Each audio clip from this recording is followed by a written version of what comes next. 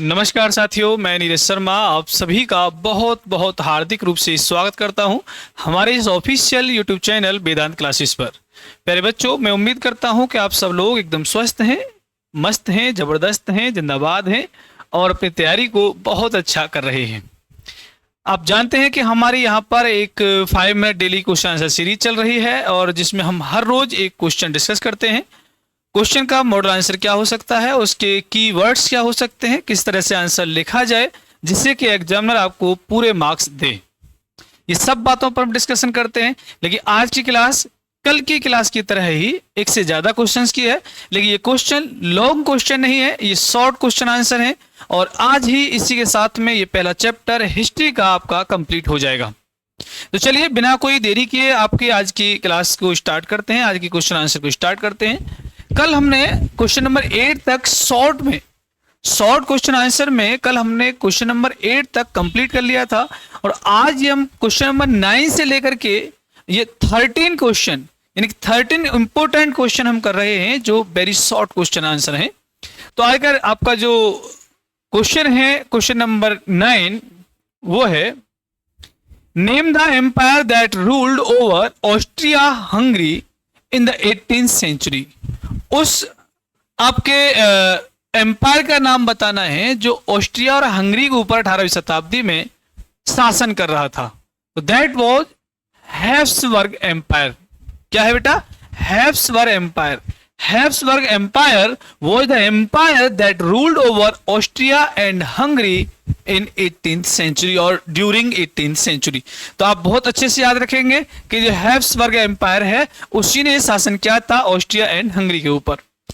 And then आप जो 10 question है, name the ruler of Persia who rejected, name the ruler of Persia who rejected the German constitution and joined other monarch to oppose elected assembly in 1848। वो कौन सा ruler था Persia का जिसने German constitution को reject कर दिया और अदर मोनार्क के साथ हाथ मिलाया इस बात के लिए कि जो असेंबली बन रही है, इलेक्टेड असेंबली है, उनका विरोध किया जाए in 1848। The ruler was Frederick William fourth. Frederick William IV rejected the German constitution and joined other monarchs to oppose elected assembly in 1848। तो आपको नेम याद रखना है, Frederick William fourth, Frederick William fourth. The next question is, name the act which resulted in the formation of United Kingdom of Great Britain। Name the act which resulted in formation of United Kingdom of Great Britain। उस act का नाम क्या है जिसकी वजह से great Britain बना? The act of union 1707। The act of union 1707 between England and Scotland. ये किस किस के बीच था ये भी आपको याद रखना है, England and Scotland. Resulted in the formation of the United kingdom of great Britain.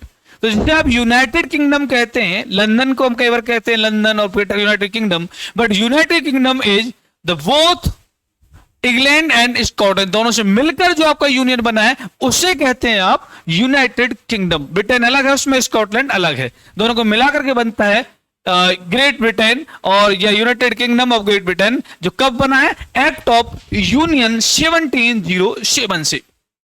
Next question is, name the customs union formed at the initiative of Persia in 1834। 1834 में पर्शिया के इनिशिएटिव से कौन सी वो कस्टम यूनियन बनी थी? In 1834 the custom union was Zollverein was formed at the initiative of Persia। Zollverein किसके initiative से बनी? पर्शिया के इनिशिएटिव से। कब बना? 1834 में, 1834 में।